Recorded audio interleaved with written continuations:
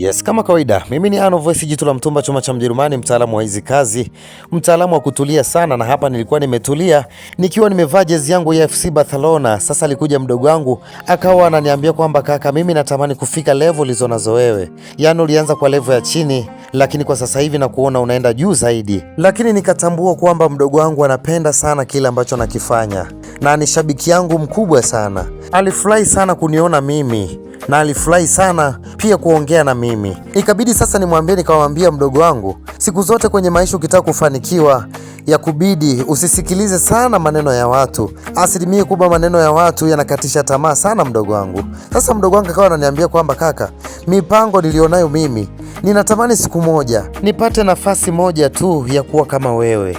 Ikabidi sasa nimwambie kuwa mdogo wangu, siku zote unapotaka kufanikiwa kwenye maisha, cha kwanza mtegemee Mungu kuwa atafanya, na usisikilize watu.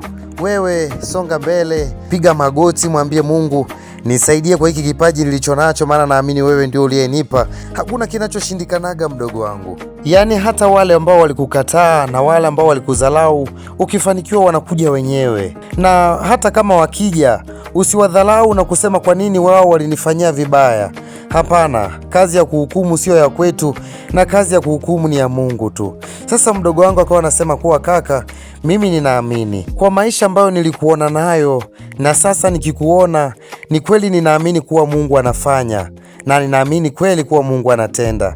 Nilimwambia yote hayo mdogo wangu, na huyu aliyevaa jezi ya Barcelona ni mimi hapa, mtaalamu wako Ano Voice, jitu la mtumba, chuma cha Mjerumani, ambaye nakuletea matangazo kwa lugha azimu kabisa ya Kiswahili. Yaani mimi sina baya tajiri na wewe, yaani tunafanya kazi kwa ukubwa sana. Lakini kwa usipite bila kusubscribe channel yangu na kubonyeza alama ya kengele, na kuwa wa kwanza kabisa kupata vitu vikali kama hivi. Najua kuna vipaji vingi sana na naamini tutafanya wote kazi. Thank you.